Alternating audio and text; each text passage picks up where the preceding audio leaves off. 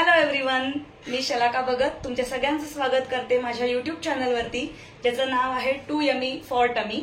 आणि आजच्या या व्हिडिओमध्ये आपण बघणार आहोत कैरीची कढी। जनरली कढी म्हटल्यानंतर ती ताकाची असते, पण सध्या आता उन्हाळा चालू आहे, त्याच्यामुळे आपण ताक असंच नुसतं ताक जास्त प्यायलं जातं, त्याच्यामुळे उकड करायला किंवा कढी करायला ताक शिल्लक राहत नाही। मग अशा वेळेला कैरीची कढी हा एक उत्तम पर्याय आहे। तर आपण बघूयात कैरीची कढी कशी करायची, त्याच्यासाठी लागणारं साहित्य पहिले आपण बघूयात। तर त्यासाठी आपल्याला लागणार आहे एक कैरी। ही कैरी मी शिजवून घेतलेली आहे कुकरमध्ये। साधारण 3 ते 4 शिट्ट्या करायच्यात आपल्याला। याच्या 3 शिट्ट्यांमध्ये शिजेल व्यवस्थित। साधारण पाव किलोची ही कैरी आहे। 4 ते 5 चमचे आपल्याला लागणार आहे बेसनाचं पीठ, चिरलेली कोथिंबीर, भरपूर कोथिंबीर घ्यायची, त्याने खूप छान चव येते। अर्धा चमचा आलं लसणीची पेस्ट, जर लसूण नको असेल तर आपण ते टाळू शकतो, ऑप्शनल आहे लसूण। 1 चमचा साखर आणि हिरवी मिरची चिरून घेतलेली आहे मी, आणि कढीपत्ता। हिरवी मिरची पण किती प्रमाणात आपल्याला तिखट हवंय त्याप्रमाणे आपण घ्यायचे। आणि बाकी आपले सगळे जे रेग्युलर मसाले आहेत, हळद, हिंग, तिखट, मीठ, ते आपण यूज करणार आहोत। जिरं, मोहरी वगैरे हे आपल्याला बेसिक साहित्य आहे। आता आपण ही कैरी सोलून घेणार आहोत आणि ह्याचा सगळा गर काढून घेणार आहोत।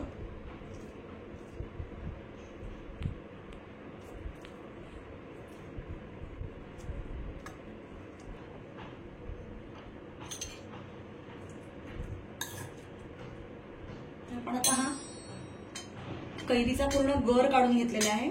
इथे महत्वाची गोष्ट तुम्हाला एक सांगायची म्हणजे, जर आपण कच्ची कैरी घेतली पूर्ण तर ती खूप आंबट असते, म्हणून मी इथे साधारण पिकायला आलेली कैरी घेतलेली आहे, त्याच्यामुळे तो असा आपल्याला पिवळा रंगाचा गर दिसतोय, पण हे आंबट आहे, म्हणजे हा आंबा नाहीये, ही कैरी आहे। तर आपण आता या आपल्या पल्पमध्ये, या जे आपण हे केलेलं आहे त्याच्यामध्ये बेसनाचं पीठ घालणार आहोत।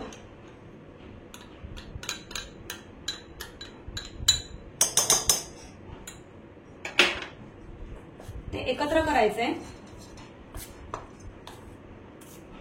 आणि याच्यामध्ये पाणी घालून त्याचा एक सैलसर मिश्रण तयार करायचंय।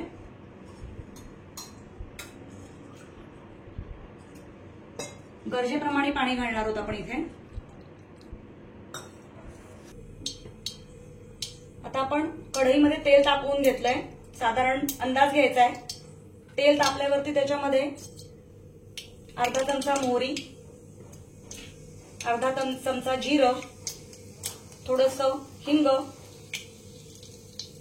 पाव चमचा हळद, किंचित तिखट, कारण की आपण मिरची वापरणार आहोत त्याच्यामुळे तिखट जास्त लागणार नाही।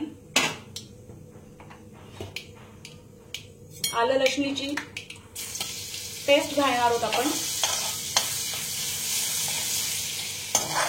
मिरची आणि कढीपत्ता घालायचा आहे। साधारण 3 चमचे तेल आपण वापरायचंय, कारण की तेलाचा तवंग कढीवरती खूप छान दिसतो। थोडंसं परतल्यानंतर आपण जे हे आपलं मिश्रण बनवलंय कैरीचं पाणी घातलेलं, ते आपण ह्याच्यामध्ये ओतणार आहोत।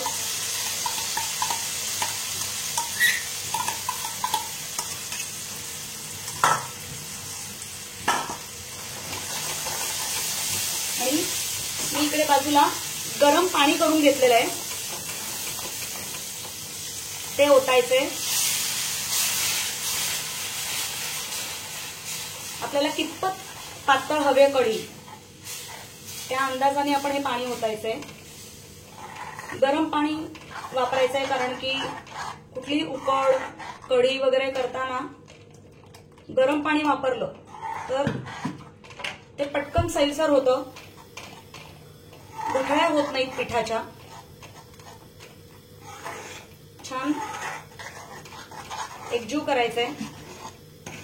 आपल्या गरजेप्रमाणे पाणी घालत राहायचंय त्याच्यामध्ये। आपल्या कढीला रंग छान आलाय. जरा आज मी मंद करते.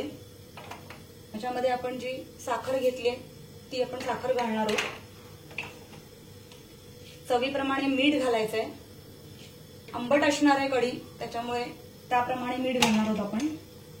आणि ही चिरून घेतलेली सगळी कोथिंबीर घालायची. छान उकळी आल्यानंतर